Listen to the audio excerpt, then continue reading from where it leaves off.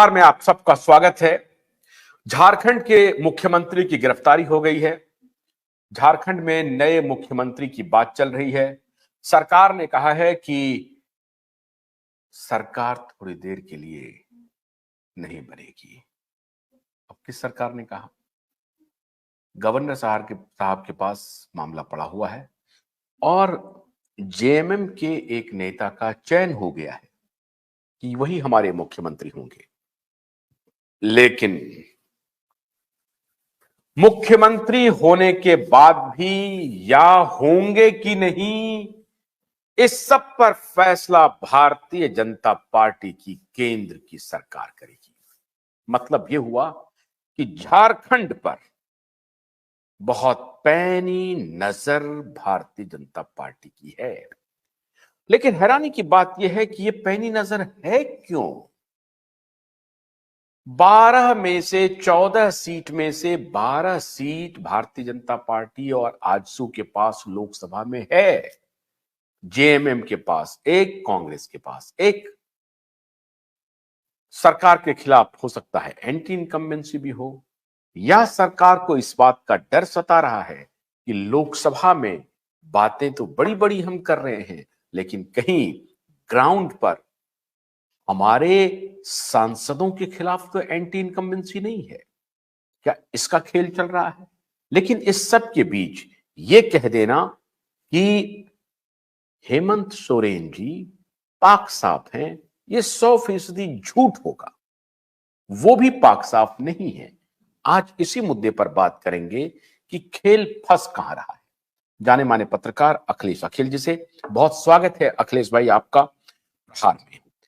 अखिलेश भाई, ये ईडी की स्वाभाविक गिरफ्तारी है या इतने लंबे समय तक इसको टाला गया और ठीक चुनाव के पहले अटैकिंग कार्रवाई हुई और गिरफ्तार कर लिया गया? नहीं, ये तो अटैकिंग कार्रवाई ही है। ये कोई समझिए कि सहज वाली बात नहीं है। क्योंकि अगर बीजेपी सरकार को या ईडी को ये गिरफ्तारी करनी होती तो काफी पहले भी कर सकती थी। क्योंकि अब तो समझिए कि अगले ये जो है 2024 के लास्ट में झारखंड में भी चुनाव होना है। तो जाहिर सी बात है, बीजेपी की जो परेशानी है, बीजेपी की परेशानी लोकसभा चुनाव को लेकर है। और इसमें जो ये हेमंत सोरेन की गिरफ्तारी जो हुई, या ईडी जो जो इसने ईडी ने जो भी एक्शन लिया, उसके पीछे ईडी कम बीजेपी का खेल है ये। और बीजेपी पूरी तरह से आश्वस्त होना चाह रही है कि लोकसभा चुनाव में 14 में से अधिकतर सीटें, यहां तक कि उनका टारगेट तो 14 में 14 सीटों को जीतने का है। लेकिन अगर उसमें से 6 जो सांसद है, 6 सांसदों का जो कहानी है, बीजेपी के 6 सांसदों का, उनकी स्थिति बहुत ही कमजोर है वहां झारखंड में। और जो उनका रिपोर्ट भी है, बीजेपी का जो इंटरनल रिपोर्ट है, उसमें भी ये दिखाया गया है कि बीजेपी के 6 सांसदों की स्थिति बहुत ही कमजोर है, जनता से मिलते नहीं है या जनता उनसे नाराज है। तो कुल मिलाकर जो ईडी की कार्रवाई है, ईडी की कार्रवाई है सरकार को डिसमेंटल करके पूरी व्यवस्था को अपने हाथ में लेने का। आशुतोष जी, तो अगर झारखंड में यही हुआ, लेकिन ये करने करके हाथ में लेने का आधार कौन दे रहा है? इसका आधार तो नहीं जेएमएम के नेता दे रहे हैं।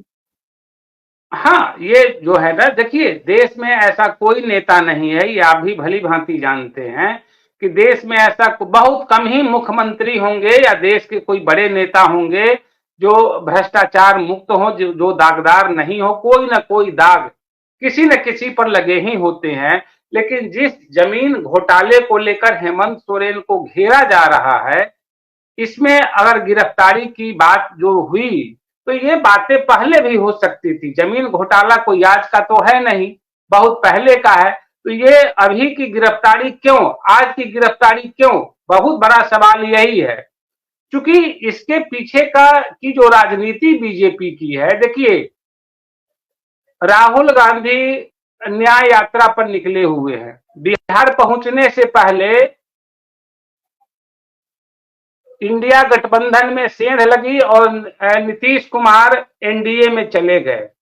अभी जो है समझिए कि वो झारखंड में प्रवेश कर रहे हैं, तो झारखंड में प्रवेश करने से पहले इसकी हेमंत की सरकार, हेमंत हेमंत जो है गिरफ्तारी के अंकुश में आ गए। इसी तरह से अभी उत्तर प्रदेश उनको जाना है, मध्य प्रदेश जाना है। आगे एक और बात बता रहा हूं कि उत्तर प्रदेश में भी खेला होना है, खेल वहां भी होगा। अब वो खेल जिस तरह का हो, लेकिन अभी जो हम चर्चा कर रहे हैं हेमंत सोरेन को लेकर, बीजेपी की जो रणनीति है उसमें समझिए कि हेमंत सोरेन को माइनस करके और ये पूरी व्यवस्था को अपने तरीके से संचालित करना है, ताकि उनको लोकसभा चुनाव में अधिक से अधिक, माने मैं सारी सीटों पर 14 सीटों पर उनकी जीत हो जाए। आपको बता दें कि झारखंड का 2 बेल्ट जो है काफी महत्वपूर्ण है, एक संथाल और दूसरा कोल्हान। कोल्हान ये जो जमशेदपुर और ये सरायकेला वाला इलाका है उसको कोल्हान बेल्ट बोलते हैं। वहां से करीब 13-14 विधानसभा की सीटें आती है। और संथाल क्षेत्र जो है, संथाल से हेमंत सोरेन का परिवार वहां से आता है, संथाल बेल्ट से। शिबू सोरेन की पूरी राजनीति संथाल बेल्ट से चली। ये बात अलग है कि झारखंड के आदिवासी नेताओं में सबसे प्रमुख नेता के रूप में आज भी शिबू सोरेन ही जाने जाते हैं और आदिवासियों में उनकी बेहतरीन पकड़ है, मजबूत पकड़ है। लेकिन संथाल परगना और इधर जो है कोल्हान, तो संथाल और कोल्हान से जिसकी जीत होती है वही उसकी सरकार बन जाती है। पिछले विधानसभा चुनाव में क्या हुआ था कि कोल्हान में बीजेपी सारी सीटें पर लगभग हार गई थी। उसी उधर से ही समझिए कि रघुवर दास आते थे, वो भी हार गए। तो कोल्हान पूरी की पूरा जेएमएम के कब्जा में है और संथाल परगना भी कब्जा में है। इस दोनों इलाके को समझिए कि तोड़ना बीजेपी की बड़ी चुनौती है।